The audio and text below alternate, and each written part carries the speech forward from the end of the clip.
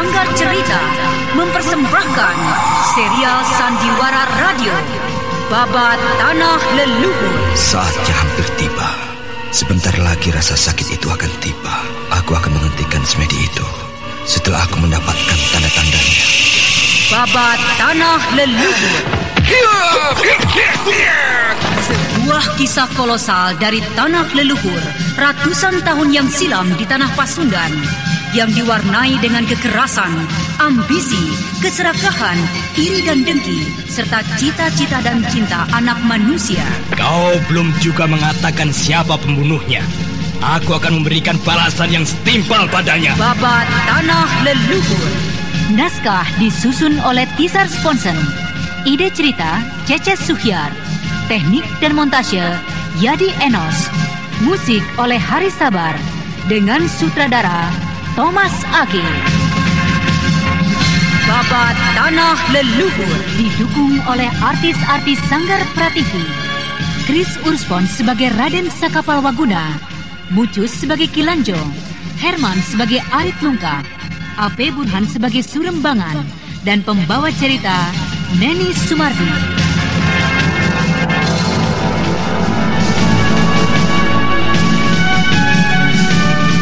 Pada kisah yang lalu diceritakan, rombongan Sariti berjumpa dan bergabung dengan rombongan Prabu Purbaya yang menuju Bukit Tengkorak. Dan pada akhir kisah yang lalu diceritakan, Resi Amista tengah membuat sebuah rencana untuk menimbulkan kesan yang baik yang dapat mengangkat nama perguruan hadis suci di mata para pendekar tanah Jawa dan Pasundan. Setelah mengikat kesadaran 3 orang muridnya dengan kekuatan ilmu hitamnya, Resi Amista mempersilahkan muridnya untuk keluar dari dalam gua kecil tersebut. Dan beberapa saat kemudian, Kalarokso dan Kalajabang yang berjaga-jaga di luar masuk menemuinya.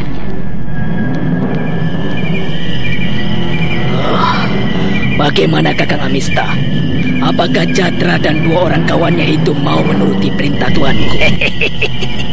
Dia telah meminum air mantra serta tetesan darah mereka akan menjadi hambaku yang setia. Kau bisa saksikan saja besok pada pertemuan besar itu. Tapi apakah mereka menyadari apa yang akan terjadi pada mereka besok, tuanku?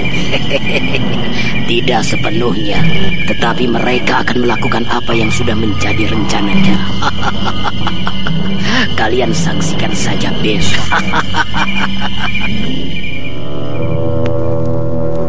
Pagi harinya, saat hari yang ditentukan tiba, Bukit Tengkorak mulai hidup dengan hadirnya para pendatang yang beraneka ragam, mulai dari yang tua hingga yang muda, dan dari yang berpakaian rapi sampai yang kumal bagaikan pengemis.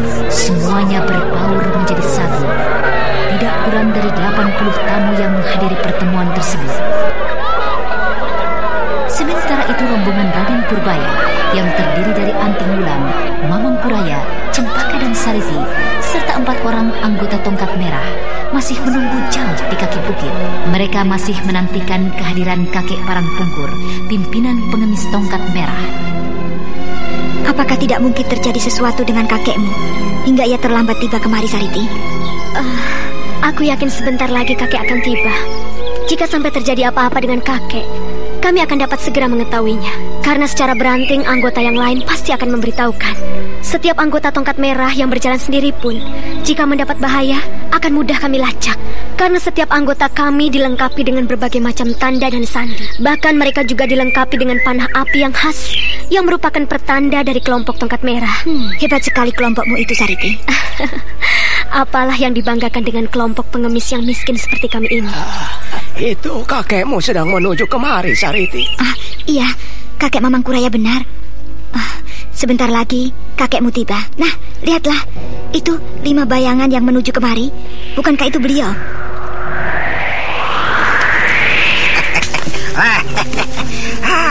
Lama sekali kita tidak bertemu, Tuan Mamang Kuraya. Ternyata Tuanku Prabu berada di sini meramaikan pertemuan ini. Wah, salam dan hormat kami. Terima kasih, kakek Pungkur. Salam dan hormatku pula untukmu. Pada waktu-waktu yang lalu, kakek telah banyak membantu dan menolong aku. Wah, hal yang kecil tidaklah perlu untuk diingat, tuanku. Hormat saya, Kek. Anting Wulan. Oh ya, Kek. Mengapa kakek sampai terlambat? Sejak pagi kami menunggu kedatangan kakek di tempat ini bersama dengan Sariti. Oh, begitu ya. Waduh, sekali lagi jika begitu aku yang tua dan miskin ini mohon maaf yang sebesar-besarnya atas kekilapanku datang terlambat. Tapi semua itu bukanlah karena kelalaianku semata, tapi karena adanya penghambat. Aku berhasil menangkap iblis berjubah hitam yang semakin lama menjadi semakin gila. Ya, aku berhasil menangkapnya. Tapi sayang sekali, dia membunuh dirinya dengan menelan sejenis obat yang rupanya telah dipersiapkan di mulutnya. 3 orang korban telah lenyap jantungnya. Benar-benar mengerikan. Dunia kependekaran agaknya kembali akan diguncang oleh malapetaka kelompok iblis berjubah merah itu. Entah seberapa besar kekuatan kelompok itu dan berapa banyak anggota mereka. Sebaiknya kita segera saja naik ke atas. Mungkin di sana dalam pertemuan itu kita dapat menemukan banyak bahan ataupun cara untuk menanggulangi kebuasan kelompok iblis jubah hitam itu. Iya, Cempaka benar. Mari kita segera naik, tuanku. Baiklah, mari, Kek.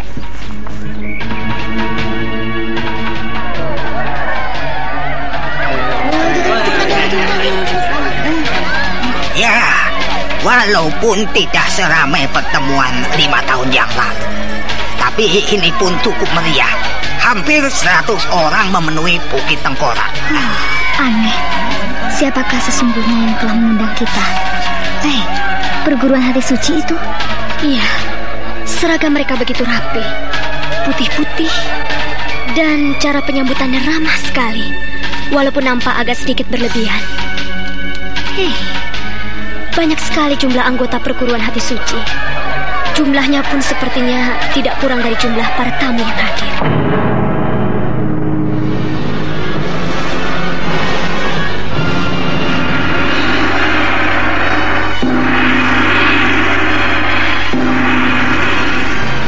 Ketika gong kembali dipukul bertalu-talu, sebagian anggota perguruan hati suci berkumpul di depan para tamu, tepat di muka pondok kecil yang dihias dengan sangat rapi.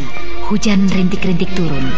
Akan tetapi tempat duduk para undangan, yang walaupun hanya terdiri dari batu-batu yang disusun rapi, tapi diberikan atap yang melindunginya dari rintik hujan. Perlahan-lahan, pintu pondok kecil yang terletak agak tinggi itu terbuka. Dan dari dalam muncul sesosok tubuh yang tinggi besar dengan wajah tertutup cadar putih. Beberapa saat setelah sosok putih yang mengenakan cadar putih itu berdiri tegak di hadapan tamu dan diapit oleh barisan anggota hati suci, suasana lereng Bukit Tengkorak itu menjadi hening. Hanya rintik hujan yang terdengar jatuh satu-satu di atas atap dan batu. Cempaka, iya. Agaknya itu adalah ketua perguruan hati suci. Iya. Tapi aneh, mengapa dia harus memakai cadar untuk menutupi wajahnya? Hei, lihatlah, dia mengangkat tangan. Agaknya hendak membuka pembicaraan. Wahai para tamu undanganku, terima kasih atas kedatangan kalian. Jarak yang jauh maupun mendung di atas langit tidak menghambat langkah kalian untuk datang kemari. Memang pertemuan seperti ini adalah sangat kita rindukan dan kita tunggu-tunggu untuk saling bertukar pengalaman, membicarakan berbagai macam persoalan dunia kependekaran yang akhir-akhir ini banyak dan beraneka ragam masalahnya. Karena itu, sebelum kita memulai berbagai macam pembicaraan kita, ada baiknya kami memperkenalkan diri untuk menghilangkan tanda tanya di hati kalian. Ketahuilah, hari ini kami mengharapkan restu dari kalian dan kehadiran kami, perguruan hati suci, yang dipimpin oleh saya sendiri, Resi Hati Suci.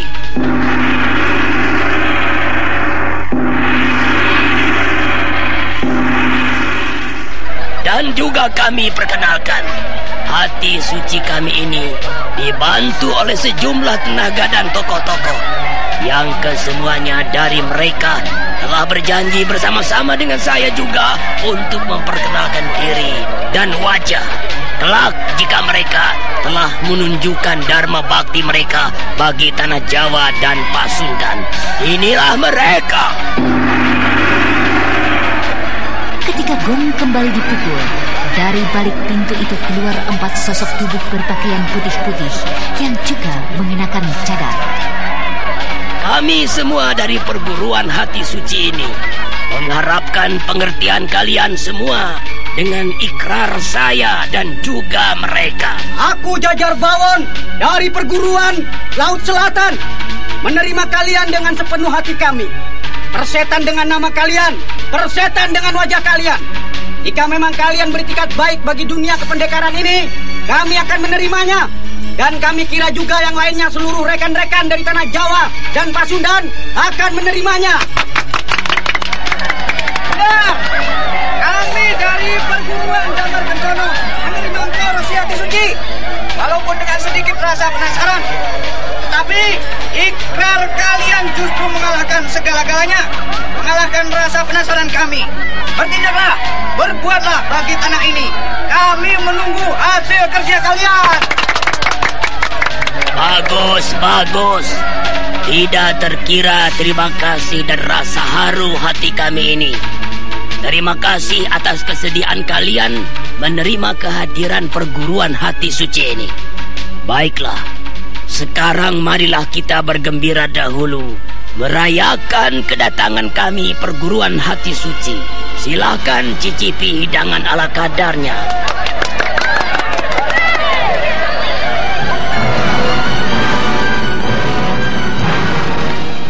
Aku tidak merasakan adanya niat baik, kejujuran dari kehadiran perguruan hati suci ini, Tuan Kuraya. Iya. Memang sangat aneh dan mencurigakan. Tapi apa boleh buat? Kita tidak dapat bertindak terlalu jauh jika seluruh tokoh dari tanah Jawa dan Pasundan yang hadir sekarang menyetujui dan tidak keberatan. Kita dapat berbicara dalam perbincangan nanti. Setidak-tidaknya dalam perbincangan itu kita dapat menilai dan lebih yakin dengan situasi yang kita hadapi. Iya, tuanku benar. Kita tunggu saja. Nah, itu, lihat. Makanan dan minuman yang khas agaknya sudah datang. Tuanku, agaknya penguasa Bukit Tengkorak ini bukanlah orang sembarangan. Makanan yang dihidangkannya pun bukan makanan sembarangan. Makanan yang sangat lezat. Berhati-hatilah. Jangan cicipi dahulu sebelum saya teliti. Aku akan mencoba mengetesnya dengan bermata biruku. Kemudian, Anting Wulan mengeluarkan permata biru dari balik ikat pinggangnya. Dan kemudian dengan diam-diam, ia menyentuhkan permata birunya pada makanan di hadapannya. Setelah beberapa saat tidak terlihat reaksi sedikit pun pada permata saktinya, ia segera memberikan isyarat aman pada rombongannya. Rupanya kau cukup cerdik. Masih ingat dengan pengalaman 5 tahun yang lalu di tempat ini juga, ha? Sayang sekali Nenek Jampi tidak hadir di tempat ini. Oh ya, aku sampai lupa. Sariti, secepatnya setelah selesai urusan ini, Resi Wanayasa meminta aku bersama denganmu datang ke perguruan Gua Larang. Ke Padepokan Gua Larang? Ya. Untuk apa, Kek? Saya datang ke sana. Mana aku tahu. Kakek telah bertemu dengan Eyang? Iya. Aku mengunjunginya untuk mengajaknya datang kemari. Tapi dia keberatan untuk itu karena kesehatannya. Eyang sakit? Oh, bukan penyakit yang serius dan pantas dikhawatirkan. Aku melihat keadaannya masih cukup kuat. Tidak perlu kau khawatir keadaannya. Setakeling saudaramu juga berada di sana. Jadi Kakang Setakeling berada di sana? Mungkin saja. Dan mudah-mudahan panggilan Eyang mengisyaratkan rencana dahulu. Apa itu rencana dahulu? Shh, kau tidak boleh marah dahulu. Memangnya yang kumaksudkan siapa? Apa coba? Dan lagi jika memang seperti yang kau pikirkan, kenapa? Sudah waktunya Kukira Kakang Sitakeling datang dan menangis, memohon pada Eyang untuk mendapatkan dirimu. Kau nakal, Wulan. Aduh, sudah Sariti. Itu lihatlah, banyak tamu yang memperhatikan kita. Biar saja. Habisnya kau iseng sih. Shh. Kita tidak tahu apa yang sebenarnya akan terjadi sebentar lagi. Karena itu jika ada kesempatan sekarang untuk mengisi perut, isilah dahulu. Makanan ini sangat baik untuk tenaga kita. Ayo, mari. Tuanku Raya benar, Sariti. Wulan, ayo cepat habiskanlah. Nah, lihatlah itu. Tuanku Purbaya dan Cempaka sudah hampir tandas menghabiskan makanan di depannya. Baik, Kek. Mari, Kak Wulan. Mari. Setelah beberapa saat suasana santai, tiba-tiba kembali mereka dikejutkan oleh suara seorang tamu. Saya rasa cukup sudah kita semua beristirahat. Maaf jika saya lancang mendahului tuan rumah untuk berbicara. Saya ingin menyampaikan salam hormat saya pada junjungan saya yang ternyata juga hadir secara diam-diam di sini, Yang Mulia Prabu Purbaya. Karena Bukit Tengkorak termasuk juga daerah kekuasaan Sang Prabu, maka secara lancang dan mendahului kehendak tuan rumah, saya meminta agar Sang Prabu berkenan memberikan sepatah atau dua patah kata serta pertimbangannya mengenai kehadiran perguruan hati suci ini. Silakan jika memang tuanku berkenan. Baiklah, Kek. Saya akan mencoba berbicara. Sementara itu tak jauh dari sisi Resi Amista yang kini menyatakan diri sebagai Resi Hati Suci, berjajar 4 orang pembantu utamanya yang juga mengenakan penutup muka berwarna putih. Mereka sesungguhnya adalah Kalarokso, Kalajabang dan Raden Karmapala beserta Paramita. Sejak mengetahui kedatangan Raden Purbaya, Paramita sudah menjadi serba salah. Tubuhnya gemetar menahan rasa geram yang hampir tidak tertahankan. Karmapala yang menyadari keadaan Paramita menggamit tangannya. Kuasai dirimu, adik Paramita. Janganlah merusak suasana. Iya, Kakang. Seandainya saja Kak Ulan tidak hadir di sini, tentu aku sudah menerjang Kakang Mas Purbaya. Laki-laki yang tidak tahu bertanggung jawab itu. Lihatlah itu. Dia berdiri dekat dengan kita. Jangan bicara lagi. Dia mungkin sesekali akan memperhatikan kita. Iya, Kakang.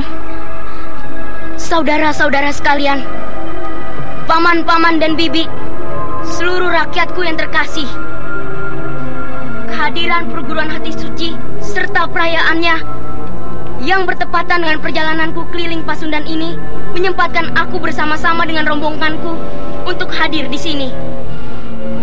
Aku menyambut dengan rasa gembira kehadiran dari perguruan hati suci ini. Sedikit ketertutupan hati suci yang dikarenakan tekad sucinya dapat saya mengerti.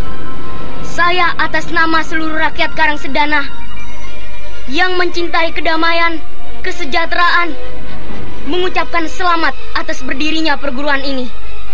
Perguruan yang kelak akan melahirkan banyak pendekar-pendekar pembela kedamaian.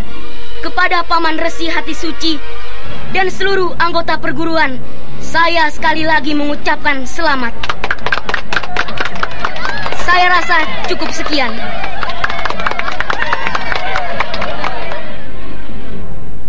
Begitu Baginda Purbaya turun dari atas batu, beberapa anggota perguruan hati suci dengan tergopoh-gopoh menyambutnya, menunjukkan rasa sesal dan maafnya yang tidak menyambut sebagaimana mestinya. Sementara itu Resi Amista kembali naik ke atas batu besar di muka pondok. Hormat dan sembah bakti hamba dan seluruh anggota hati suci. Juga maaf tidak lupa kami haturkan atas kehilafan kami dalam penyambutan ini. Dan sebagai persembahan kami yang pertama bagi tanah Pasundan dan Jawa akan segera kami ketengahkan persembahan yang jauh dari sempurna. Keluarkan tawanan. Iblis berjubah hitam. Benar, itu adalah iblis berjubah hitam. Dari mana mereka menangkap 3 orang iblis tersebut? Saya yakin sebagian dari para tamu telah mengenal pengacau tanah Pasundan dan Jawa akhir-akhir ini. Iblis berjubah hitam merupakan kelompok momok yang ganas dan sangat mengerikan yang membunuh tanpa mengenal belas kasihan.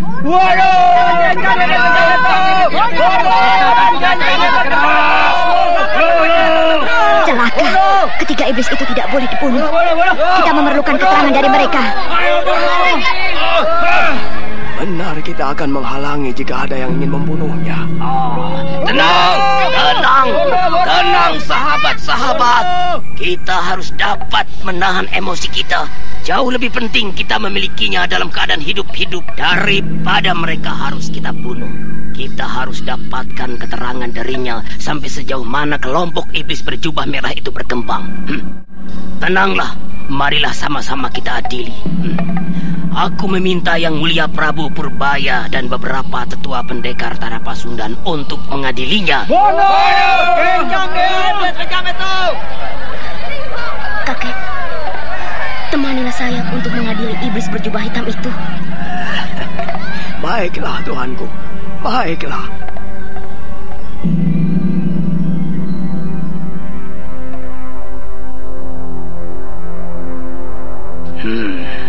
Terima kasih Yang Mulia Prabu Purbaya. Jika boleh hamba tahu, siapakah yang berada di samping tuanku, orang tua ini? Ini adalah kakekku, Mamangku Raya. Oh, jadi tuan ini adalah Mamangku Raya, tokoh maha besar yang merajai Tanah Pasundan puluhan tahun yang lalu. Ya, jangan terlalu melebih-lebihkan, Tuan. Kami pun tidak tahu siapa Tuan. Bukan tidak mungkin Tuan Resi adalah seorang tokoh yang hebat dan tanpa tanding. Kami semuanya tidak tahu. Tapi sudahlah. Marilah kita coba selidiki iblis berjubah hitam ini. Biarlah saya melepaskan totokannya. Hei, dengarlah iblis pengacau. Demi keselamatan nyawamu, kau harus menjawab semua kata-kata dan pertanyaan kami. Buka mulut dan bicara. Mendengar perintah dari Resi Amista, sebagaimana yang telah direncanakan Jantra dan dua orang kawannya, segera memutuskan lidah mereka tanpa ragu. Setelah mengeluarkan keluhan kecil, ketiga laki-laki yang berada dalam pengaruh kekuatan gaib Resi Amista jatuh terkulai. Celaka. Darah. Setan. Rupanya iblis berjubah hitam tidak pernah kehilangan akal untuk menutup pintu misteri kelompoknya. Bagaimana, Kek? Apakah... terlambat, Tuanku. Ya, benar, Tuanku. Ketiga iblis berjubah hitam ini berhasil memutuskan lidahnya seketika. Tubuhnya kini sudah tidak bernyawa lagi.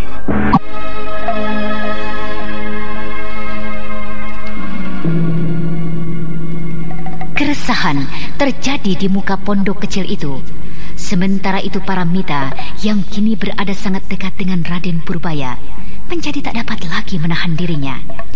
Hatinya bergolak melihat Raden Purbaya yang dengan acuhnya berdiri di sampingnya tidak memperhatikannya, tidak menyapanya dengan manis sebagaimana dahulu dan juga kini yang diharapkannya. Dan manakala Paramita teringat akan kandungannya yang membuatnya aib, darahnya bergolak semakin tak tertahankan. Dengan cepatnya, gadis muda itu mencabut pedang ular mas yang berada di balik jubah putihnya dan kemudian menusuk ke punggung pemuda yang sangat dicintai, tapi juga sekaligus sangat dibencinya.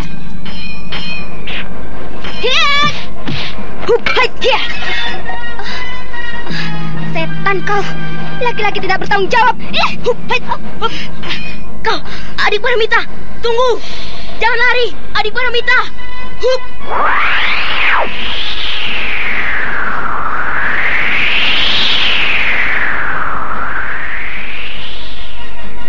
Dengan cepat, Raden Purbaya mengejar Paramita yang menghilang di balik Bukit Tengkorak. Raden Karmapala yang melihat hal tersebut berkelebat menyusulnya. Cempaka, iya, Kek. Coba kau lihat junjunganmu itu. Baik, Kek.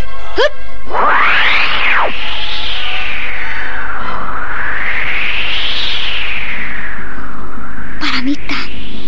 Benarkah tadi Paramita? Iya, pasti dia. Tetapi pedang ular emas itu, bagaimana mungkin pedang ular emas itu patah di hadapanku, di depan mataku? Mengherankan sekali.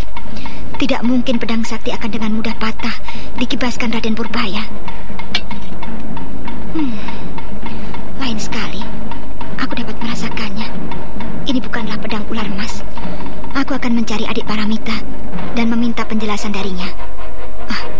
Maaf, aku tinggalkan kalian di sini. Aku hendak menyusul dan melihat adik Paramita.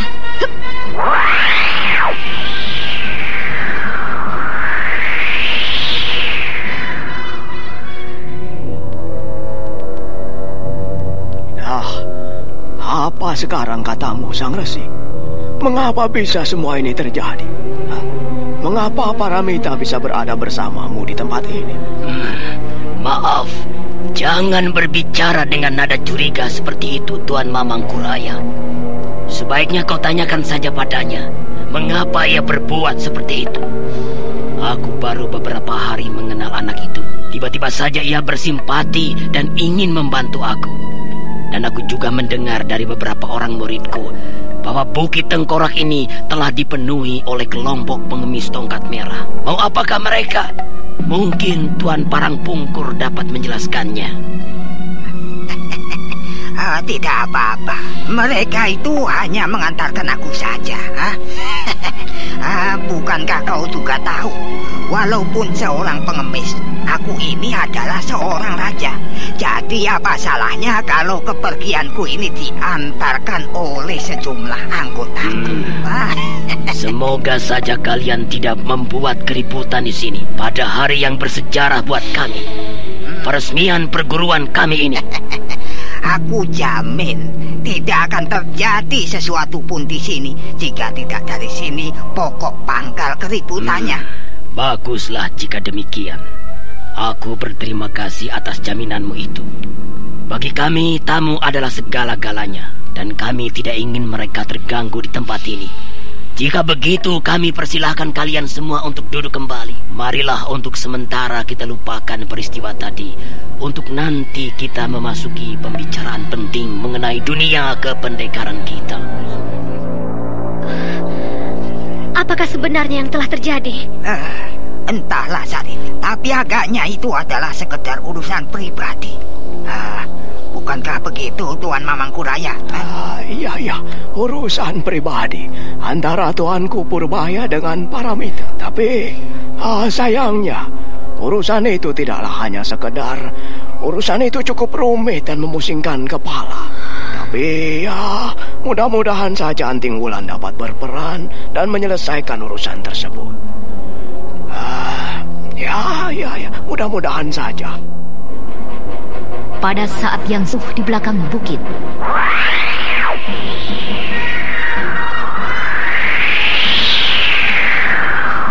tunggu, adik Paramita. Berhentilah dahulu. Berhenti dahulu, adik Paramita. Minggirlah, jangan menghalangi jalanku. Bunuh kau. Lepaskan tanganku. Lepaskan. Tidak, aku tidak akan lepaskan tanganmu. Sebelum kau mau berbaik kembali denganku, kau harus mengerti. Kau harus percaya padaku bahwa bukan aku yang telah berbuat. Aku benar-benar tidak melakukan. Sungguh adik Paramita. Kau memang laki-laki yang tidak bertanggung jawab, Kang Mas. Aku tahu sejak semula kau memang tidak menyukai diriku. Kau lebih mencintai Kak Cempaka. Jadi mana mungkin kau mau mempertanggungjawabkan semua perbuatanmu itu? Aku tidak melakukannya. Apakah kau benar-benar tidak dapat mempercayai aku lagi? Tidak, adik Paramita. Tidak. Walaupun kau seorang raja, tapi kau adalah seorang pemuda pecat. Bukan aku. Bukan aku yang melakukannya. Benar, adik Paramita. Kakang Masmu benar. Kak Wulan? Iya, Kakang Masmu benar. Dia tidak bersalah padamu. Seseorang telah memfitnahnya. Benarkah itu, Kak? Benarkah itu? Kak Wulan, adik Paramita. Biarlah saja. Saya yang akan mengurusnya. Menyingkirlah sedikit, tuanku.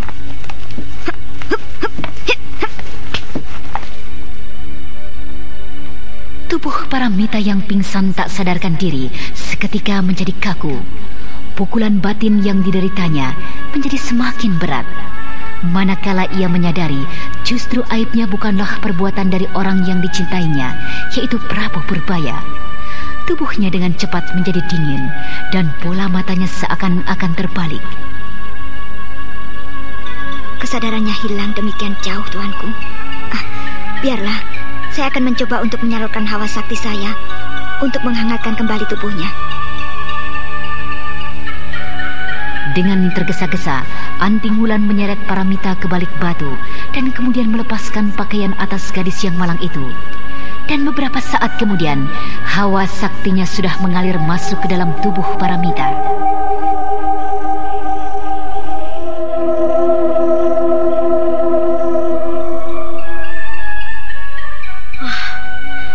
Yang Agung, selamatkanlah adik Paramita. Aku akan sangat kehilangannya jika sampai terjadi apa-apa dengannya. Paramita bagiku sudah tidak bedanya seperti adikku sendiri. Aku akan merasa bersalah jika terjadi apa-apa dengannya. Dewata Agung, tolonglah.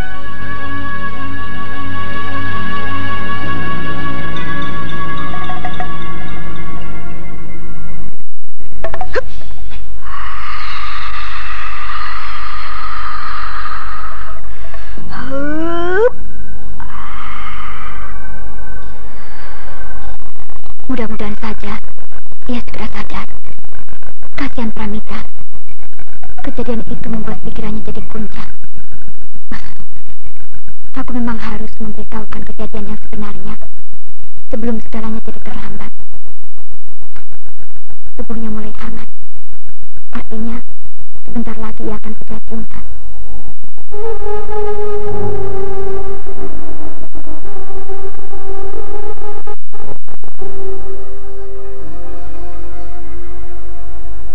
Raden Purbaya kelihatan jadi semakin gelisah.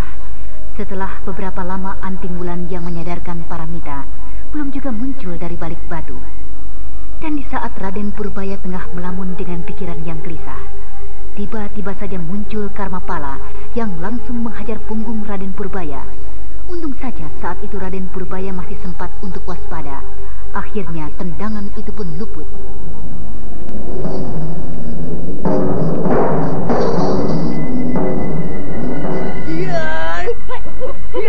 Tunggu. Apa yang ingin kau lakukan terhadapku, Karmapala? Tidak kusangka perbuatanmu sungguh bejat, Purbaya. Aku tidak mengira orang yang kuanggap baik dan mempunyai budi pekerti tinggi memalukan.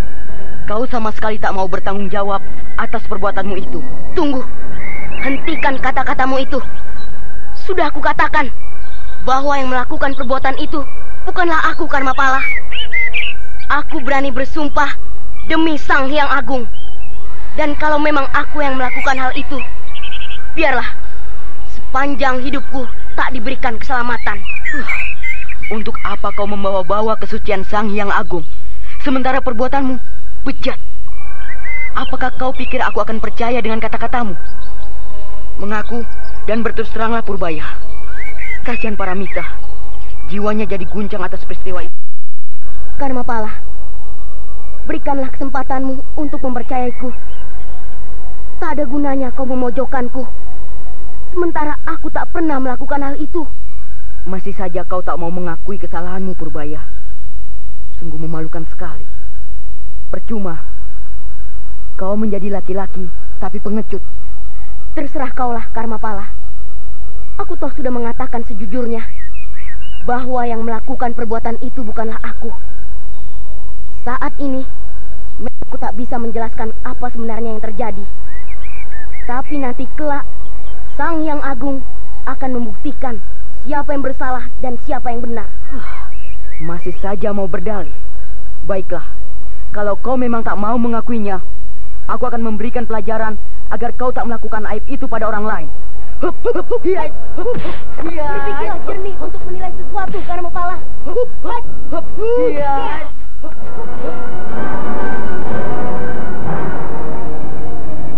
Karmapala tak mempedulikan keterangan Raden Purbaya. Ia terus menyerang dengan gencar.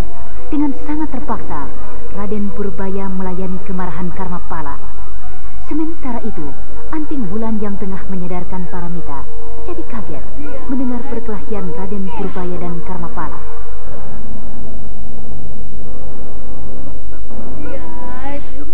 Kenapa Karmapala menyerang Raden Purbaya?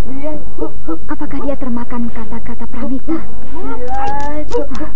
Aku harus mencegah perkelahian itu. Aku harus menjelaskan apa yang sebenarnya telah terjadi.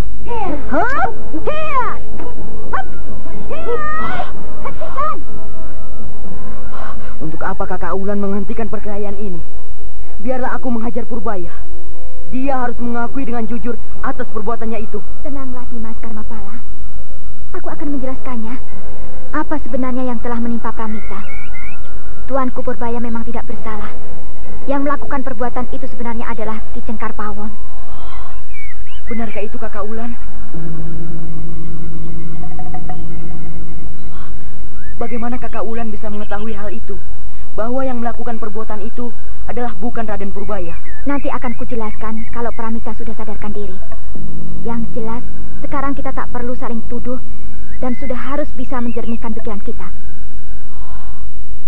Benarkah yang melakukan hal itu bukan Raden Purbaya? Sebenarnya, aku pun sangsi. Tapi apakah itu benar? Padahal, menurut cerita Paramita di tempat itu, yang ada hanyalah Raden Purbaya dan Paramita. Kakak Wulan.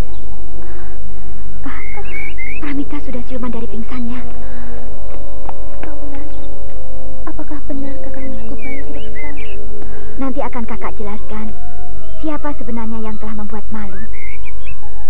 Kakang Mas Purbaya dan Karmapala ada di sana. Jangan Kak Wulan. Aku masih belum bisa menerima kata-kata kakak. Aku yakin Kakang Mas Purbayalah yang melakukan itu. Soalnya di dalam tahanan itu yang ada hanya aku dan Kakang Mas Purbaya. Aku tidak ingin melihat tampangnya. Semua itu hanya membakar amarahku saja, Kak Wulan. Kau harus bisa mengendalikan hal itu, Pramita. Bukankah tadi sudah aku katakan bahwa aku akan menjelaskannya? Pramita, jadilah wanita yang mempunyai kesabaran. Tak ada gunanya kau mengumbar nafsu amarahmu, padahal kau sendiri belum mengetahui persoalannya. Tidak bisa. Tidak bisa rasanya menahan amarah ini. Aku ingin sekali menghajar Kakang Mas Purbaya agar kekecewaan ini bisa terobati. Pramita! Adik Pramita! Tunggu! Kau memang harus mampus, Kakang Mas Purbaya. Manusia tidak mau bertanggung jawab. Bejat!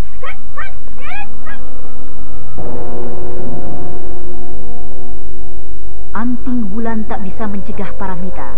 Paramita langsung melompat dan menghajar Raden Purbaya. Raden Purbaya diam saja mendapat perlakuan hal itu. Paramita terus menendang, memukul dengan marahnya. Tapi Raden Purbaya diam saja, tak bergeming. Akhirnya Paramita pun kesal sendiri dan kemudian menjatuhkan tubuhnya ke tanah sambil terisak-isak menangis.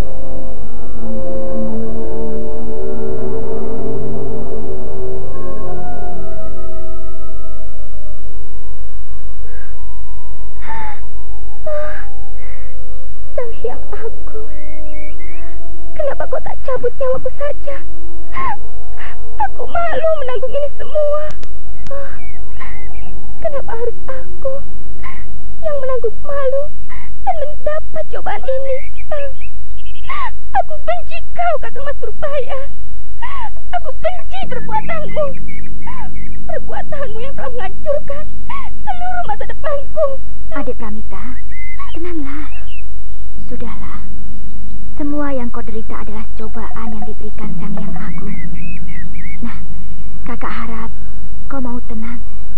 Bukankah kau mau mengetahui siapa sebenarnya yang telah membuat malu kau? Tuanku Purbaya benar-benar tak bersalah. Kenapa Kak Wulan berkata demikian?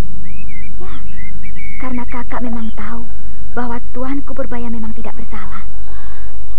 Lalu, siapakah kalau bukan Kakang Mas Purbaya, Kakak Wulan? Nah, sekarang dengar baik-baik. Kakak akan menjelaskan atau menceritakan apa sebenarnya yang telah terjadi.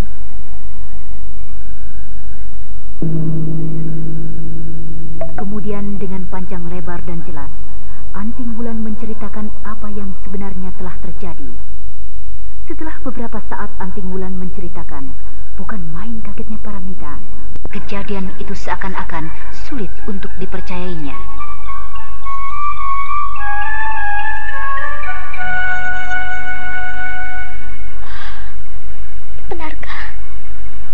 Benarkah apa yang Kakak Wulan katakan? Untuk apa Kakak dusta? Memang Ki Cengkar Pawon lah yang melakukan hal itu, Pramita? Tidak. Oh, adik Mita, dia pingsan lagi, Kak Wulan. Iya, pikiran Pramita memang sedang kacau. Makanya kejadian yang mengejutkan itu membuatnya pingsan. Tuanku tak perlu cemas. Pramita tidak apa-apa. Tadi saya telah menyalurkan hawa murni ke tubuhnya. Nah, sebentar lagi dia pun akan siuman. Oh, jadi Ki Cengkar Pawonlah yang melakukan hal itu. Biadab. Orang itu harus mempertanggungjawabkan perbuatannya. Iya, manusia itu harus mampus di tanganku. Aku harus membalaskan sakit hati adik Paramita. Tenang dan sabarlah. Tak ada gunanya kalian mengumbar nafsu amarah. Karena Ki Cengkar Pawon sekarang sudah mendekam di dalam penjara. Oh, benarkah Kak Wulan? Ya, memang demikian. Tuanku dan Kokar Mapala, bukan maksudku untuk membuat bimbang dan resah pikiran Pramita dengan penjelasanku tadi. Tapi maksudku hanyalah ingin mentuntaskan masalah kalian dan ingin menjelaskan mana yang benar dan mana yang keliru. Nah, sekarang sudah jelas bukan bahwa Tuanku Purbaya memang tak bersalah.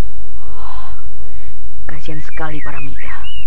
Bagaimana dia nanti menerima kenyataan itu, bahwa yang melakukan itu adalah Ki Cengkar Pawon. Ini adalah tugas kita.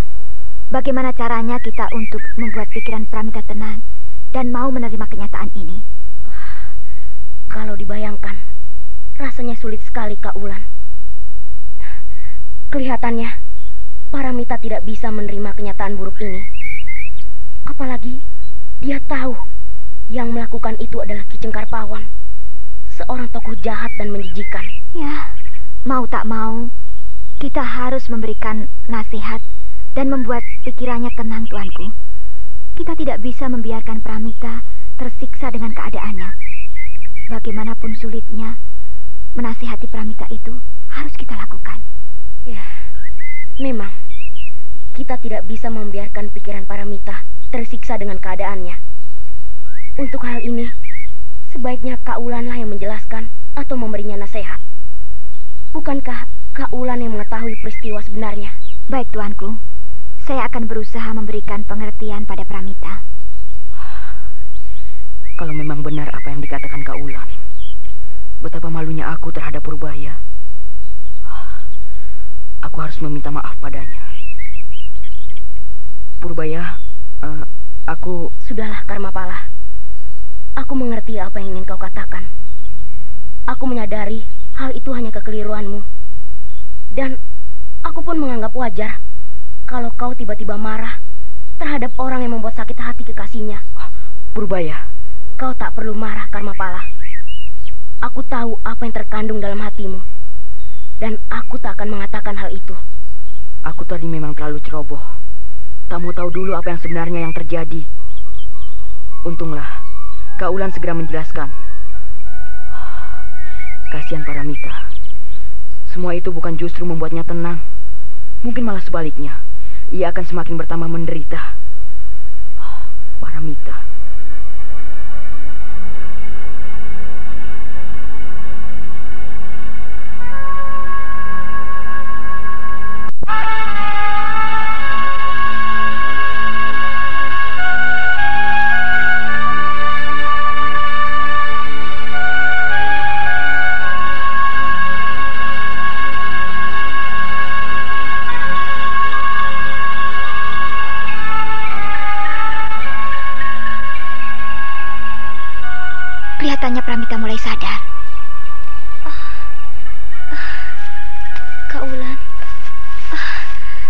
Apakah benar yang dikatakan Kak Ulan itu? Aku malu sekali menerima aib ini, Kak Ulan. Sang Hyang Agung, kenapa kemalangan ini harus menimpa diriku? Apakah ini yang dinamakan keadilan? Aku benci diriku. Aku benci nasibku. Sang Hyang Agung, cabutlah nyawaku. Agar aku bisa tenang menerima ini semua. Sudahlah, adik Pramita. Kita tidak boleh mengutuk diri kita sendiri dan juga menentang keadilan Sang Hyang Agung. Kak Ulan, bagaimana mungkin aku tak menentang keadilan ini? Bukankah banyak para penjahat yang harus menerima cobaan yang berat, kan? Tapi kenapa justru aku, yang bukan seorang penjahat, harus menerima kepahitan ini? Apakah ini yang dinamakan keadilan yang diberikan Sang Hyang Agung? Tidak. Ini tidak adil. Ini tidak adil. Aku benci. Aku benci semuanya. Adik Pramita, tunggu. Hup. Tunggu. Hentikan langkahmu, Pramita. Hup, hup, hup. Kak Ulan, bisakah aku pergi, Kak? Aku harus mencari keparat itu, Kakak. Aku malu menanggung aib ini, Kak Ulan. Aku tak sudi bayi yang kukandung ini adalah benih cekar pawan sekeparat busuk itu. Sang Hyang Agung. Sabarlah, adik Pramita. Kemarahan dan kekecewaanmu tak akan membuatmu tenang dan menerima kenyataan ini. Sekali lagi, sabarlah dan jangan kau ulangi lagi kata-katamu itu. Semua yang diberikan Sang Hyang Agung pada kita adalah keadilan. Dan semua cobaan yang diberikan pada kita adalah kehendaknya, yang tentu saja ada hikmahnya. Janganlah kau memandang cobaan yang diberikan Sang Hyang Widi hanya dari satu sisi, Pramita. Tapi cobalah lihat dari sisi lain. Sang Hyang Agung memberikan cobaan pada kita, artinya kita sedang diuji. Mampukah kita menghadapi ujian itu atau sebaliknya? Tapi kenapa aku yang harus menerima cobaan pahit ini, Kak Ulan? Bukankah banyak para penjahat yang memang pantas menerima cobaan? Pramita, Sang Hyang Agung tidak memilih makhluknya untuk diberi cobaan. Apa kau pikir para penjahat itu tidak sedang diuji dan tak menerima cobaan pahit? Tidak seperti apa yang kau pikirkan, Pramita. Mereka pun sedang diuji. Jangan kau pikir mereka tenang dengan kejahatannya. Mereka pun gelisah dan menyimpan takut yang amat panjang. Pada saat mereka sehat, memang belum terlintas ketakutan itu. Tapi nanti, jika ajal telah tiba, mereka akan menderita dan ketakutan. Karena selama yang ia lakukan di dunia hanyalah kejahatan. Mereka lebih menderita hidupnya, adik Pramita. Kalau kau masih kenal Sang Hyang Agung, tapi mereka sama sekali tidak. Nah, Kak Ulan harap kau mau tabah menerima kenyataan ini. Cobaan yang kau terima ini sudah pasti ada batasnya. Kau tak perlu putus asa atau mengutuki dirimu sendiri. Lalu, bagaimana aku harus menerima kenyataan ini, Kak Ulan? Sementara hatiku begitu sakit dan menderita. Menerima cobaan, caranya dengan menjadi orang yang sabar. Dengan sabar dan menerima dengan rela cobaan yang dilimpahkan pada kita, artinya kita akan muncul sebagai makhluk yang tabah dan percaya dengan kesabaran Sang Hyang Agung. Baiklah, Kak Ulan. Aku akan mencoba menjadi orang yang sabar dan tabah. Mudah-mudahan saja semua itu aku dapat lakukan, Kakak. Kakak percaya kau dapat melakukannya. Akhirnya, setelah diberikan pengertian dengan panjang lebar oleh Anting Wulan, Paramita pun mau sedikit mengerti. Tak lama kemudian, Raden Purbaya dan Karmapala pun muncul. Sementara itu di Bukit Tengkorak siang itu, pertemuan masih berlangsung dengan lancar. Resi Amista atau Resi Hati Suci masih membicarakan tentang dunia kependekaran.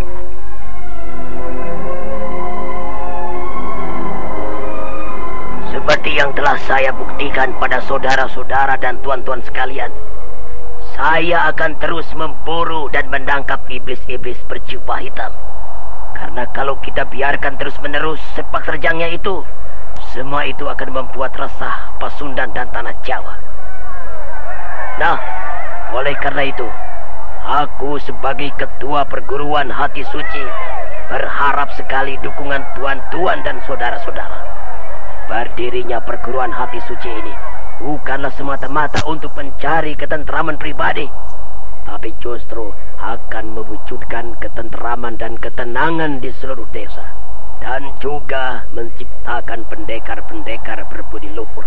Nah, apakah saudara-saudara atau tuan-tuan mempunyai pendapat? Kalau ada, silakan bicara di pertemuan ini. Karena pertemuan ini adalah milik kita bersama dan juga bukanlah milikku. Aku Resi Hati Suci. Namaku Wesi Telu dari perguruan Kuntul Angin. Aku sebagai anggota pertemuan ini merasa sangat tergugah dan simpati sekali terhadap Resi Hati Suci. Rencana Resi Hati Suci benar-benar sangat mulia. Aku secara pribadi mendukung berdirinya perguruan ini. Dan terimalah aku sebagai orang pertama yang menginginkan menjadi muridmu.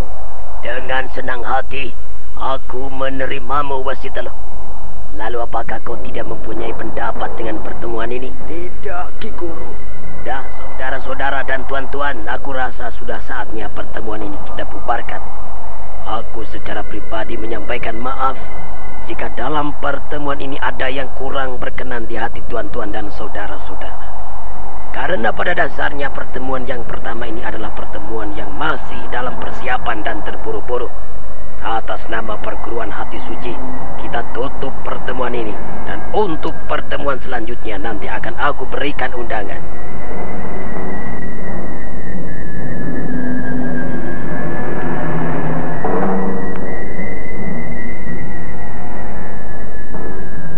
Setelah Resi Wesi Telu mengajukan diri, beberapa tamu lain menyusul hingga belasan orang jumlahnya.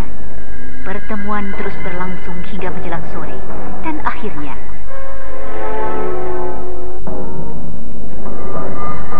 gong penutupan pertemuan pun berbunyi. Resi Hati Suci atau Resi Amista kembali ke dalam pondok. Satu persatu orang-orang pun mulai bubar dan kembali Bukit Tengkorak dalam kesepian. Sementara itu di dalam pondok, setelah itu bubar, nampak Resi Amista merasa puas dengan pertemuan itu.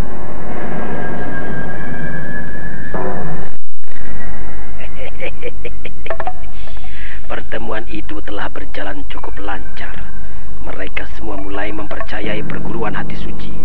Dengan begitu aku akan cepat dengan mudah menguasai mereka. Kakang Resi Amista, apakah di antara mereka tak ada yang menaruh curiga terhadap perguruan kita yang baru ini? Seperti yang kulihat, bukankah mereka tetap tenang dan menuruti semua kata-kataku? Apalagi dengan kita munculkannya iblis jubah hitam, semua dugaan atau keraguan-raguan mereka terhadap kita musnah begitu saja. Tapi bagaimana dengan Tuan Mamangkuraya itu? Dari sorot matanya, seakan-akan dia menaruh curiga terhadap kita. Itu soal gampang. Mamangkuraya tidak mencurigai kita dari segi lain. Dia hanya kaget ketika melihat para mita ada di sini. Sudahlah. Kau tidak perlu cemas. Itu soal sepele yang jelas. Langkah awal kita telah berhasil. Lalu bagaimana dengan langkah Kakang selanjutnya? Aku akan segera memikirkannya. Yang jelas sekarang buatlah teror lebih gencar lagi dengan memunculkan iblis berjubah hitam. Nah, di saat kegelisahan dengan munculnya iblis berjubah hitam, kita akan tampil sebagai pembela kebenaran. Iya. Suatu cara yang sangat baik untuk mengharumkan nama perguruan hati suci. Kalau begitu, aku permisi dulu, Kakang. Ya, laksanakanlah semua rencana itu sesuai dengan apa yang aku harapkan. Nah, sekarang sebaiknya kita kembali ke Bukit Tengkorak. Peristiwa tadi sebenarnya sedikitnya telah mengganggu jalannya pertemuan itu. Maafkan aku, Kak Wulan. Tidak apa-apa. Yang penting kau mau mengerti apa yang seharusnya kau pahami. Sekarang mintalah maaf pada Kang Mas Purbaya. Karena selama ini, pikiran Kang Masmu pun cukup menderita atas tuduhanmu. Baik, Kak Wulan. Kakang Mas Purbaya, maafkan atas kesalahanku selama ini. Aku benar-benar malu perbuatanku yang telah menuduh Kakang. Aku benar-benar menyesal, Kakang. Sudahlah, tak apa-apa. Yang penting sekarang masalah kita telah selesai. Dan aku berharap kau dapat menghapus dengan bersih segala tuduhanmu terhadapku. Jangan sampai hal ini terulang lagi atau termakan dengan kata-kata orang lain yang ingin menghasutmu. Ya, aku cukup prihatin atas cobaan yang telah menimpamu. Mudah-mudahan kau dapat menerima segalanya ini dengan rela. Kakang Mas, aku benar-benar tidak bisa membayangkan ini semua. Cukup pahit rasanya aku menanggung derita ini, Kakang. Apakah aku harus tetap mengandung bayi yang benihnya berasal dari orang yang tak kusukai, Kakang? Jangan. Aku harap kau jangan berbuat apa-apa untuk menghancurkan bayi dalam kandunganmu. Kau harus tetap menjaga kandunganmu sampai kelak anak itu lahir. Bayi itu suci. Ia tidak tahu apa kesalahan orang tuanya dan apa yang telah terjadi terhadap dirinya. Tapi aku malu, Kakak. Malu. Ingin sekali rasanya aku mencabut nyawaku untuk menghapus malu ini, Kakak. Jangan. Perbuatan bunuh diri itu tidak benar. Itu artinya menentang kodrat yang telah digariskan dalam hidup kita. Sang Hyang Agung akan murka kalau kita berbuat pengecut seperti itu. Bukankah Kak Ulan sudah memberikan gambaran yang baik padamu? Ya, kau memang harus menjadi orang yang tabah dan sabar. Karena dengan tabah dan mempunyai jiwa sabar, semua itu akan membuat kita tentram. Segalanya yang telah terjadi terhadap diri kita adalah kehendak Sang Hyang Agung. Nah, sekarang sebaiknya kita berkumpul lagi dan kembali ke Bukit Tengkorak. Kakek Mamangkuraya pun mungkin ingin bertemu denganmu. Ayo.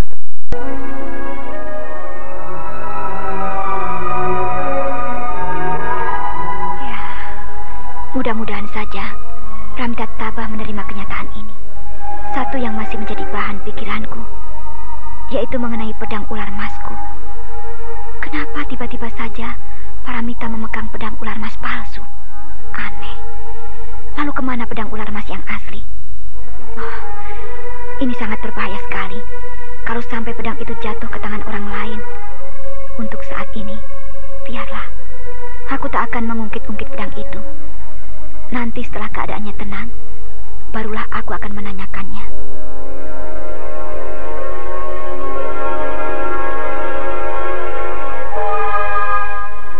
Kemudian, Raden Purbaya dan ketiga orang temannya pun kembali melangkahkan kakinya menuju Bukit Tengkorak. Siang itu, panas matahari tak seberapa terik. Karena tadi baru saja turun hujan, Paramita yang baru saja mendapat guncangan batin yang cukup berat. Pikirannya saat itu belum bisa melupakan kata-kata Anting Wulan tentang siapa yang telah membuatnya hamil.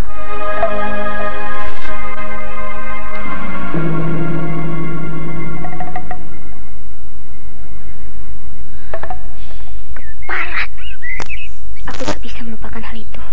Ya, aku harus membalas sakit hatiku ini. Kak Ulan, benarkah apa yang kau katakan itu? Untuk apa kakak dusta? Ki Cengkar Pawonlah yang melakukan hal itu. Ki Cengkar Pawonlah yang melakukan hal itu. Ki Cengkar Pawonlah yang melakukan hal itu. Adik Paramita. Pramita, Karmapala, ayo kita kejar. Hup, hup.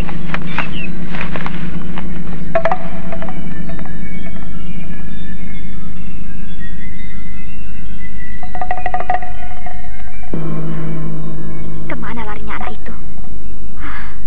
Ternyata pikirannya belum bisa menerima kenyataan itu. Kasihan. Kelihatannya jiwanya makin terguncang. Aku harus bisa mencegahnya.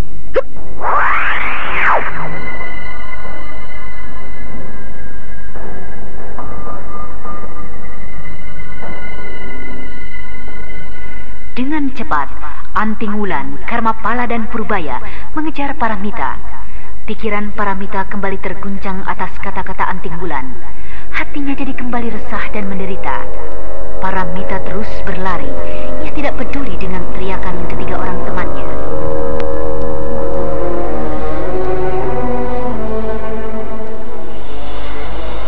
Tenanglah Paramita. Aku tak ingin kau jadi seliar ini. Lepaskan aku. Adik Paramita, kenapa kau jadi seperti ini? Apakah kau sudah melupakan nasihat kakak tadi? Aku harap kau mau mengerti, Paramita. Kak Wulan, aku malu, Kak. Aku harus bertemu Cekar Pawon. Aku harus membunuhnya. Aku benci. Aku benci diriku. Aku benci dengan hidup. Ya, aku mengerti apa yang tersimpan di hatimu. Tapi caramu yang seperti ini malah akan sia-sia. Kalau kau memang dendam dengan Cekar Pawon, silakan saja.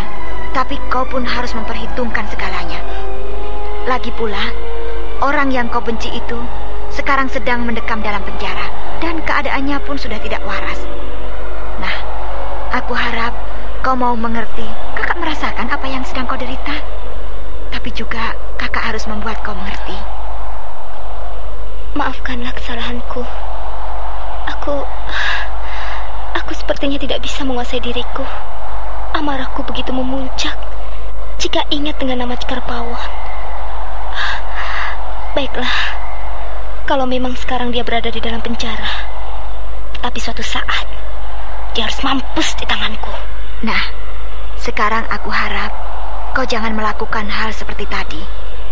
Hal seperti itu bukanlah sikap seorang pendekar, tapi itu adalah sikap orang yang tak mempunyai pikiran luas. Nah, ayo, sekarang kita lanjutkan perjalanan ke Bukit Tengkorak. Tunggu, Kak Wulan, lihatlah. Bukankah itu kakek Mamang Kuraya dan kakek Panang Pungkur? Ah, iya. Hei, kenapa mereka sudah kembali? Apakah pertemuan itu sudah selesai? Kelihatannya demikian.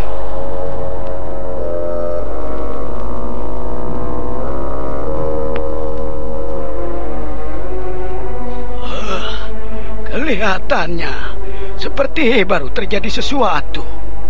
Paramita. Iya, hanya salah pengertian saja, Kek. Lalu bagaimana? Apakah masalahnya sudah selesai? Iya, saya telah menjelaskan duduk persoalannya pada Paramita. Oh ya, kenapa kakek sudah kembali? Apakah pertemuan itu sudah selesai? Iya. Pertemuan itu baru saja selesai. Apakah tadi kalian bermaksud akan kembali? Benar, Kek. Aku pikir pertemuan itu masih berlangsung. Apakah kalian tidak melihat Cempaka? Cempaka? Iya. Tidak, Kek. Sejak aku mengejar Paramita, aku tidak melihat Cempaka. Apakah Cempaka pun ikut mengejar Paramita? Iya. Kalau dia tak ada, lantas dia pergi kemana? Bagaimana kalau kita cari, Kek? Aku khawatir terjadi apa-apa terhadapnya. Iya. Aku rasa sebaiknya memang begitu. Ayo kita cari. Kemudian, dengan pikiran yang dipenuhi kebimbangan, mereka pun mencari Cempaka yang sejak tadi tidak kelihatan. Sementara itu Cempaka sendiri rupanya tengah menghadapi beberapa orang berjubah hitam di suatu tempat.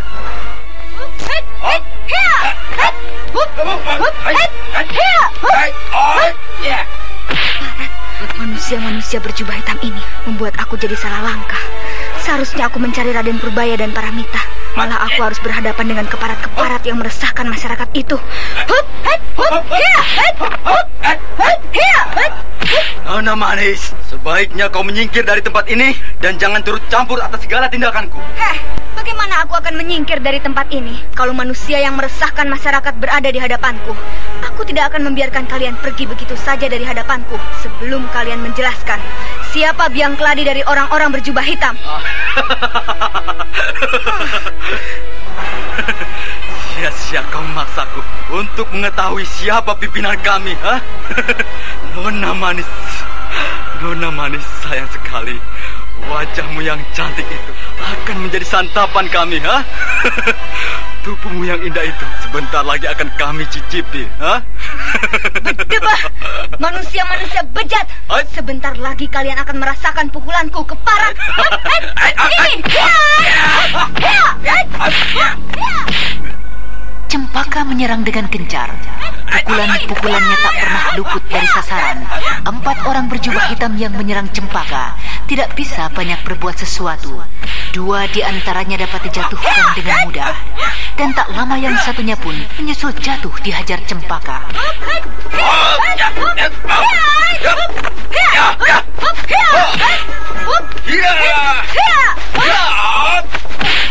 Sebaiknya kau menyerahlah. Ketiga temanmu itu sekarang sudah tidak bernyawa. Dan kau tidak akan mempunyai bantuan lagi. Sekalipun kawan-kawanku sudah menjadi bangkai, aku tak akan pernah takut menghadapi lawan-lawanku. Ayo, majulah, kita lanjutkan perkelahian ini. Pikirkanlah baik-baik, Kisanak. Sebelum segalanya jadi terlambat. Percuma kau melawanku, karena kau bukanlah tandinganku. Perempuan sombong. Kecongkakanmu sebentar lagi akan kututup dengan pedangku. Sudah kukatakan, perlawananmu akan menjadi percuma. Sebaiknya menyerah sajalah dan jelaskan siapa ketua di balik jubah hitam. Jangan banyak tinjau. Dasar manusia bejat, tidak bisa diajak kompromi. Rasakan ini. Keparat. Wanita jalan. Sayang sekali, aku tidak berhasil mengorek keterangan darinya. Kalau begitu, aku harus mencari Paramita dan Prabu Purbaya.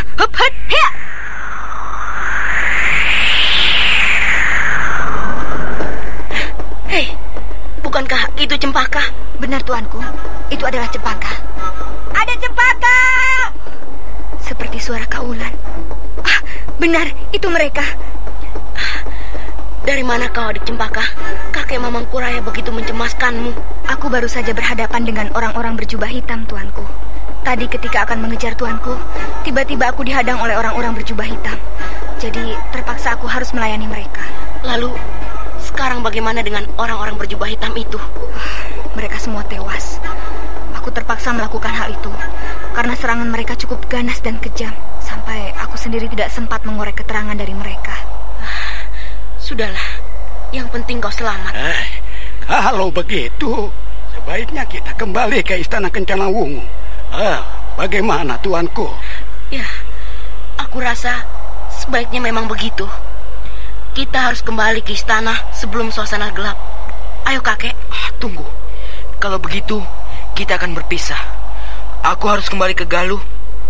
Dan kau bagaimana, Paramita?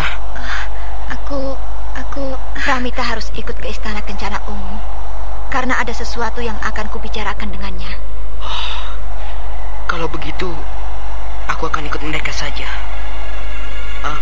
Kalau kalian tak keberatan, bagaimana? Kalau aku ikut kalian ke Istana Kencana Wungu? Silakan. Aku tak akan merasa keberatan dengan kehadiranmu, Karmapala. Terima kasih, Purbaya.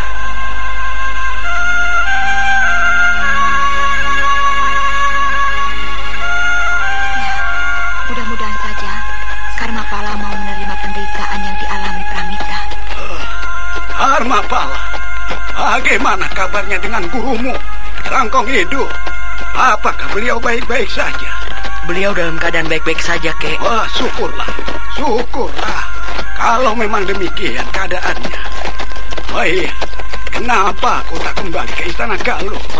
Aku belum ada keinginan untuk kembali, kakek. Aku masih ingin membantu menyelesaikan masalah Paramita.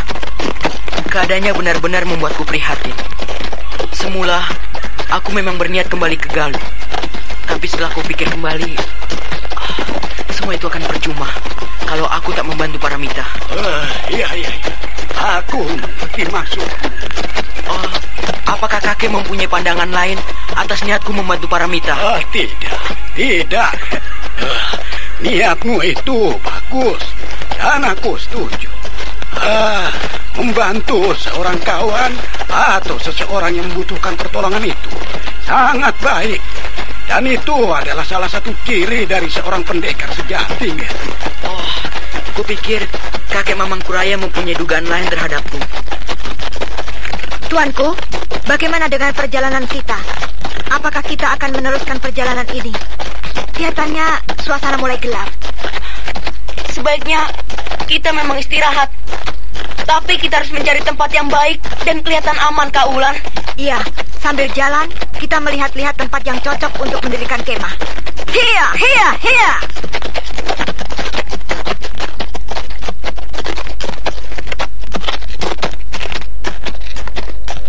Rombongan Raden Purbaya terus melangkahkan kudanya sambil melihat-lihat tempat yang cocok untuk istirahat, bermalam sampai menunggu esok hari. Tak lama setelah mereka menempuh perjalanan cukup lama, akhirnya mereka pun menemukan tempat yang cocok. Dan tempat itu tak jauh dari sebuah sungai yang airnya mengalir. Malam semakin larut, bulan di atas nampak bersinar begitu redup, karena memang saat itu bukan bulan purnama. Setelah membuat tenda, mereka pun beristirahat bergantian.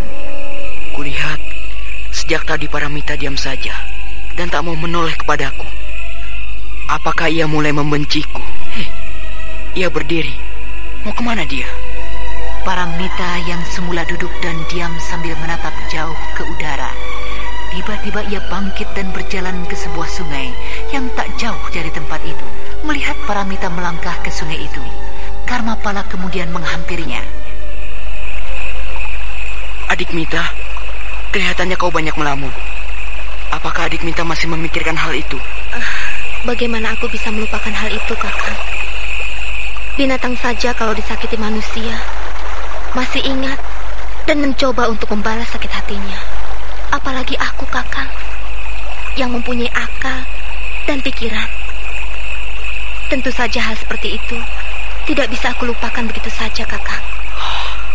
Pantas saja kau mengacukan aku begitu saja, Mita. Rupanya kau lebih mementingkan perasaan dendammu ketimbang aku. Apa maksudnya dengan kata-kata Kakang? Apakah aku salah kalau aku melamun dan memikirkan dendamku? Kau tidak salah. Bahkan itu hakmu. Apakah kau tak bisa menghargaiku lagi? Aku bisa mengerti perasaanmu, dan aku pun begitu tenggelam dalam kesedihanmu. Tapi aku tidak ingin kau mengacukan aku. Apakah kau tidak mengerti dengan perasaanku, Paramita? Aku... Cukup, Kakang. Aku mengerti apa yang ingin Kakang katakan. Bukan aku tidak bisa menerima kehadiran Kakang di hatiku. Tapi, apakah Kakang tidak bisa melihat penderitaanku? Kakang pasti akan kecewa menerima keadaanku ini. Aku sudah ternoda aib yang cukup parah, Kakang. Tidak, adik Mita. Bagiku, kau tetap segala-galanya. Bagaimanapun keadaanmu, aku akan menerimamu dengan hati yang tulus dan bersih. Aku mencintaimu bukan melihat dari sisi penderitaanmu, tapi aku melihatmu sebagai seorang gadis yang kudambakan dalam hidupku. Percayalah, adik Mita. Kakang Karmapala, apakah aku bisa menerima kehadiranmu di sisi aku, sementara aku telah ternoda aib yang cukup memalukan? Kakang Karmapala, tidak ada gunanya Kakang mencintai aku. Aku bukanlah wanita yang suci seperti yang Kakang harapkan.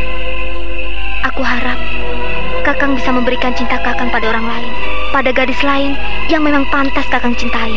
Paramita, apakah kau masih meragukan ketulusan hatiku? Tidak, adik Mita. Aku tidak bisa memberikan cintaku pada orang lain. Di jagat ini, hanya kaulah yang kuharapkan. Kakang, aku mohon jangan, Kakang. Aku tidak mau Kakang Karmapala menderita hanya karena keadaanku. Baiklah, adik Mita. Kalau kau bersikeras untuk menolak cintaku, aku tidak ingin memaksamu. Aku memang tidak pantas menjadi kekasihmu. Ternyata impianku selama ini untuk memilikimu hanya angan-angan belaka yang sirna ditelan kekecewaan. Nah, selamat tinggal, Paramita. Semoga kau bahagia dengan segala dendammu yang kau pendam dalam hatimu. Kakang Karmapala, apa yang harus aku perbuat? Kakang! Kakang! Tunggu!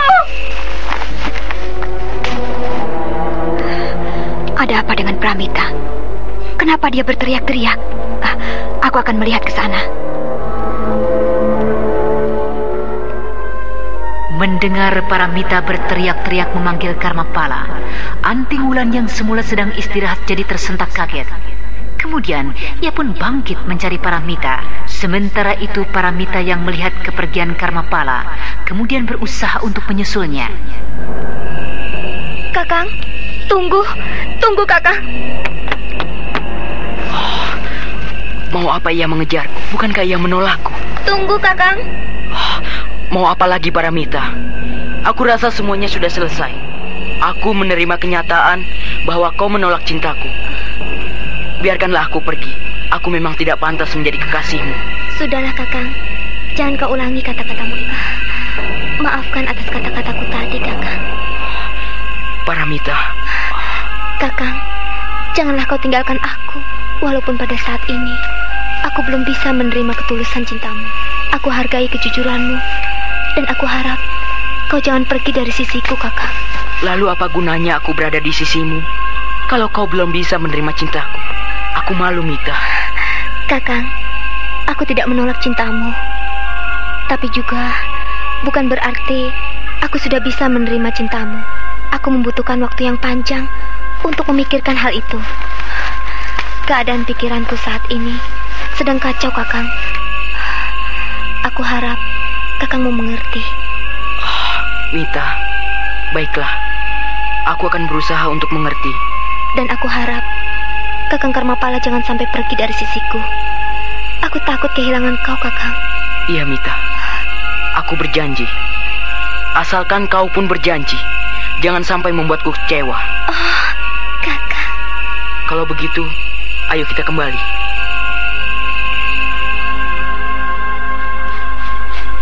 Hei, dengar. Seperti ada seseorang berlari ke arah kita. Siapa dia? Hati-hatilah, Paramita. Iya, Kakang. Hei, siapa itu? Keluarlah dari semak belukar itu. Kaulan. Ada apa tadi Paramita berteriak-teriak seperti itu? Tidak, Kaulan.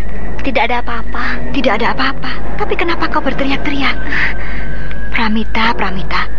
Janganlah kau membuat cemas teman-temanmu yang lain. Teriakanmu tadi telah mengundang kewaswasanku dan Raden Purbaya yang sedang istirahat. Maafkan aku, Kak Wulan. Aku tidak sadar berbuat demikian. Ya, sudahlah. Lupakan. Sekarang, kembalilah ke tenda. Baik, Kak. Malam itu kembali hening. Yang terasa hanyalah hawa dingin yang menusuk tulang. Setelah Paramita dan Karmapala berjaga-jaga, kini bergantian Anting Wulan dan Mamang Kuraya yang berjaga. Malam terus beranjak makin jauh. Rembulan pun makin tenggelam di telan waktu. Sampai akhirnya, tak terasa, fajar pun perlahan-lahan terbit dari ufuk timur. Dan kemudian mereka pun kembali melanjutkan perjalanannya.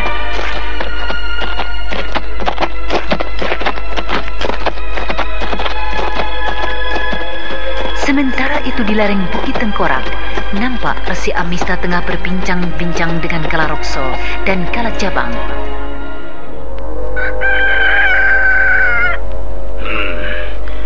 Sungguh sebuah suasana pagi yang cerah dan segar.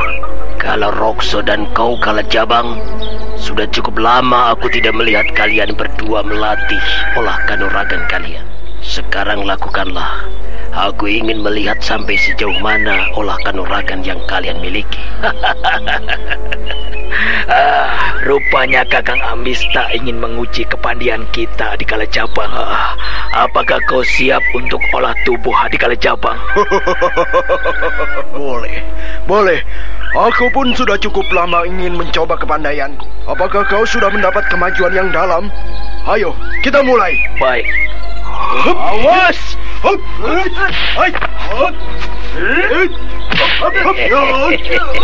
Memang anak-anak buahku yang bisa diandalkan. Tidak sia-sia aku memberi perhatian lebih pada mereka berdua. Cukup. Bagus. Ternyata kepandaian kalian masih bisa untuk kuandalkan. Sekarang istirahatlah. Aku ingin membicarakan sesuatu pada kalian berdua. Baik, Kakang. Kakang Amista ingin menguji kepandaian kita di Kalajabang. Apakah kau siap untuk olah tubuh di Kalajabang? Bagus. Sekarang istirahatlah. Aku ingin membicarakan sesuatu pada kalian berdua. Baik, Kakang. Setelah beberapa saat kupikirkan, ternyata aku mempunyai ide yang baik untuk keharuman nama perguruan hati suci. Wah, Kakang Amista, ide apakah yang Kakang rencanakan? Apakah kau masih ingat dengan pengemis tongkat merah? Oh, maksud Kakang, apakah perguruan tongkat merah yang dipimpin oleh Ki Parangpungkur? Tepat sekali. Nah, aku mempunyai suatu rencana yang baik untuk membuat perguruan pengemis tongkat merah runtuh kejayaan namanya di mata dunia persilatan. Apalagi setelah kehadiran Ki Parangpungkur di pertemuan itu. Aku melihat dari sorot matanya, ia mencurigai perguruan kita. Nah, orang-orang seperti dia harus kita hancurkan. Dan tentu saja yang menghancurkan pengemis tongkat merah bukanlah tangan-tangan kita. Biarlah orang lain yang akan menghancurkannya. Aku mempunyai rencana agar orang-orang kita memakai baju-baju pengemis, agar ketika mereka ditangkap, yang akan dituduh adalah orang-orang tongkat merah. Wah, itu suatu rencana yang baik, Kakang. Aku setuju sekali. Iya, kita memang harus membuat pelajaran bagi orang-orang tongkat merah.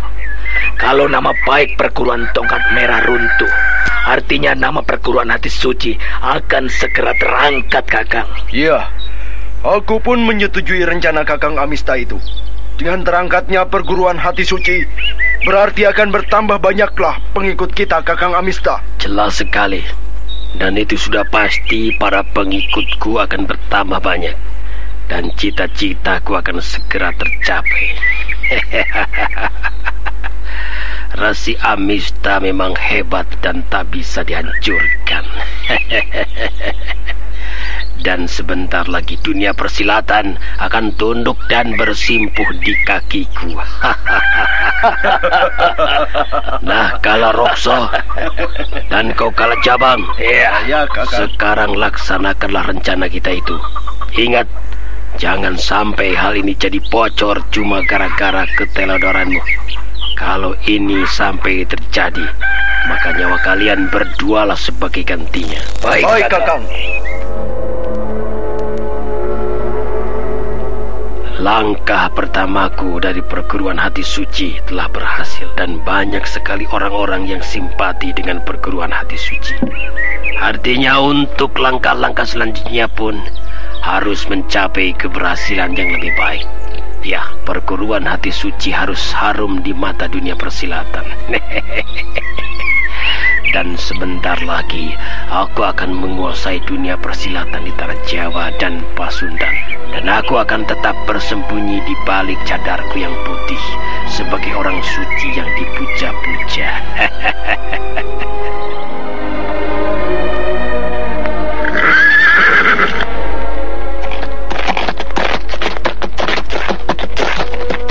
Setelah menempuh perjalanan beberapa lama, akhirnya mereka pun sampai juga di Istana Kencana Wungu. Matahari perlahan-lahan mulai meninggi. Cahayanya pun telah tersebar kemana-mana. Siang itu, Anting Wulan yang memang masih merasa penasaran dengan pedang ular emasnya yang dipegang Paramita. Kemudian, ia pun mendekati Paramita untuk menanyakan perihal pedangnya. Aku rasa sudah saatnya aku menanyakan tentang pedang ular emas kepada Paramita. Kalau hal ini didiamkan berlarut-larut, bisa berbahaya. Nah, itu dia. Nampaknya Paramita masih saja melamun. Adik Mita? Kak Wulan, ada apa, Kak? Adik Mita, aku ingin bertanya sesuatu dan butuh kejujuranmu. Apakah pedang ular emas milikku kau yang mengambilnya? Tidak perlu gugup. Jawab saja yang tenang. Tapi ingat, kau harus berkata dengan jujur, sekalipun aku tahu kau yang membawa pedang itu. Tapi walaupun begitu, aku tetap membutuhkan jawabanmu. Iya, Kak Wulan. Akulah yang membawa pedang itu. Bagus. Kau telah mengakuinya dengan jujur. Tapi kenapa pedang itu berganti menjadi pedang ular emas palsu? Pedang ular emas palsu? Bagaimana mungkin pedang itu palsu, Kak Wulan? Pedang itu memang asli, aku membawanya terus. Dan tak mungkin ada orang yang bisa menukarnya dengan pedang ular emas palsu. Adik Mita, bagaimana mungkin pedang itu asli kalau kekuatannya hanya segitu dan kemudian bisa patah dengan mudah? Pedang itu jelas pedang palsu. Adik Mita, kau telah membuat kelalaian. Pedang itu sangat berbahaya sekali jika sampai jatuh ke tangan pendekar berwatak jahat. Benarkah apa yang Kakak Wulan katakan itu? Bahwa pedang ular emas itu palsu, Kak? Iya, pedang ular emas yang kau gunakan untuk menusuk Prabu Purbaya itu palsu. Nah, apakah selama kau memegang pedang itu ada suatu kejadian yang membuatmu lengah, Adik Pramita? Menurut perasaanku, tidak, Kakak Wulan. Aku tak merasakan ada sesuatu kejadian yang membuatku lengah. Tidak mungkin. Pasti kau telah mengalami sesuatu. Kak Wulan. Karmapala, ada apa? Kalau boleh aku turut campur dalam percakapan ini, mungkin aku bisa sedikit memberikan keterangan. Apakah keteranganmu itu mengenai hilangnya pedang ular emas yang asli? Mudah-mudahan saja ada hubungannya dengan itu. Kalau begitu, silakan kau jelaskan, Adik Karmapala. Barangkali keteranganmu itu bisa membantu keterangan hilangnya pedang ular emasku. Beberapa hari yang lalu, sebelum dibukanya pertemuan perguruan hati suci, kami berdua tinggal di pondok lereng Bukit Tengkorak. Dan pada suatu malam, aku merasakan suatu keanehan. Aku merasakan seperti ada sesuatu yang tengah terjadi. Padahal, malam pada saat itu belum begitu larut. Tapi entah kenapa, tiba-tiba mataku terasa ngantuk sekali. Dan aku yakin bahwa pondok itu telah dimantrai dengan sebuah sirap. Jadi apakah mungkin pada saat itulah hilangnya pedang ular emas milik Kak Wulan? Iya, aku rasa saat itulah pedang asliku telah ditukar dengan pedang ular emas palsu. Ini sangat berbahaya. Aku harus dapat mengambilnya kembali pedang itu. Oh iya, aku baru ingat ketika Kakang Karmapala mengatakan seperti ada sesuatu yang terjadi waktu itu. Berarti aku telah lalai. Maafkan aku, Kak Wulan. Aku bersalah.